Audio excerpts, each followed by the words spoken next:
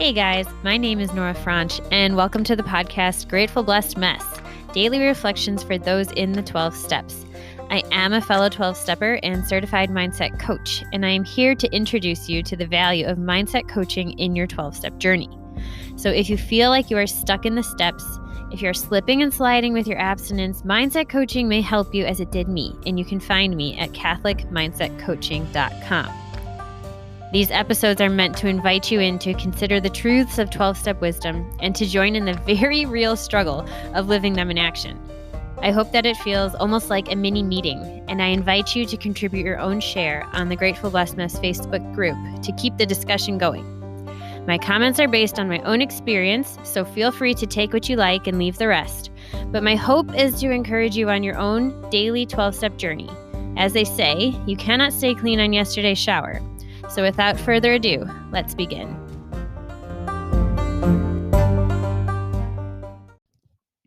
Hey guys, Daily Reflections, page 295, the reading for October 13th. Unremitting inventories. Continue to watch for selfishness, dishonesty, resentment, and fear. When these crop up, we ask God at once to remove them. We discuss them with someone immediately and make amends quickly if we have harmed anyone. Then we resolutely turn our thoughts to someone we can help. That's from the Big Book of AA, page 84. Quick quiz, which step is that? Reach out to me and tell me, and I might have something fun for you. Okay. The immediate admission of wrong thoughts or actions is a tough task for most human beings. But for recovering alcoholics like me, it is difficult because of my propensity towards ego, fear, and pride. The freedom the AA program offers me becomes more abundant when, through unremitting inventories of myself, I admit, acknowledge, and accept responsibility for my wrongdoing.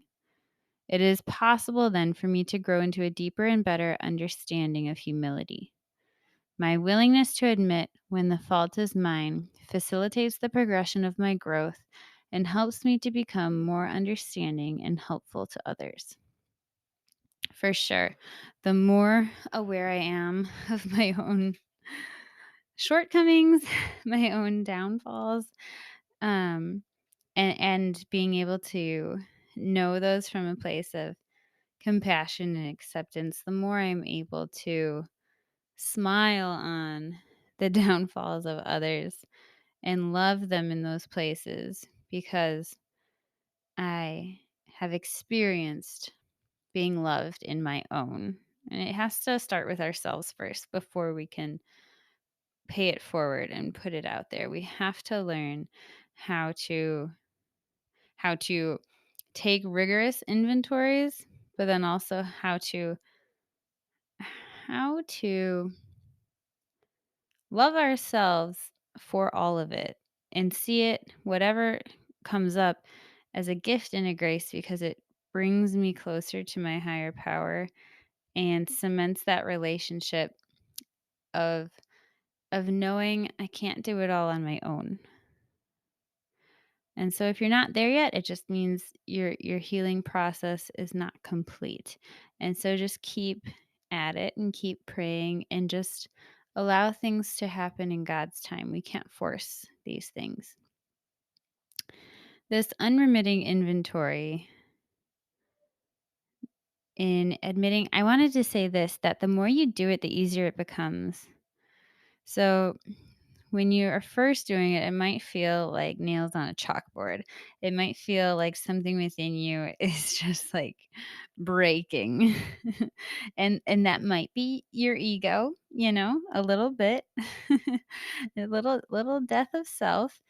But that's okay. And I too have found myself growing enormously in this area. I think when I first started, I could not own certain things of my story. Or I know there are things that I have immediately or nearly immediately like brought to my sponsor and made amends for, worked a step 10 on, that there's no way in heck I could have even voiced that they occurred earlier in program. There's just no way.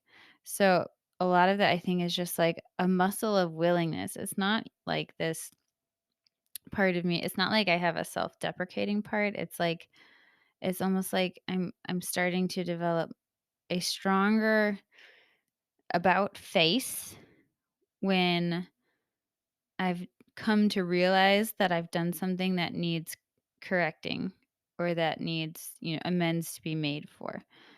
And I've learned that in resisting and ignoring and pretending that those things don't exist, that calls me back to my disease.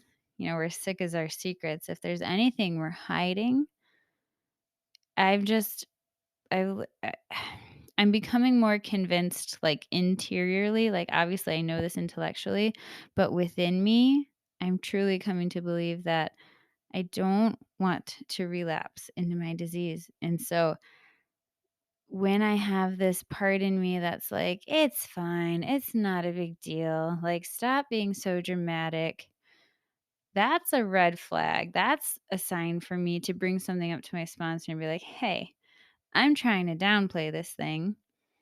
But so that means it's something I know I'm supposed to bring up to you because it's exactly the thing I don't want to talk about. So I'm purposely going to talk about it. And that's me working my program. And that's me working my trust muscles and my willingness muscles. And is also like, again, bringing me closer to the fiery embers of the interior heart of the group. And that keeps me warm and it keeps me protected by the strength of the group.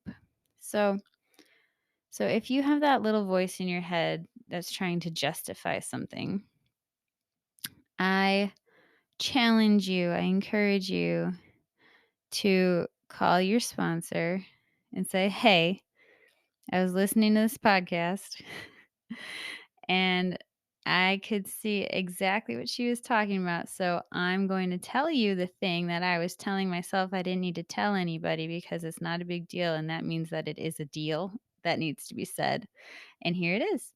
And you will have become stronger for it. With that, I pass.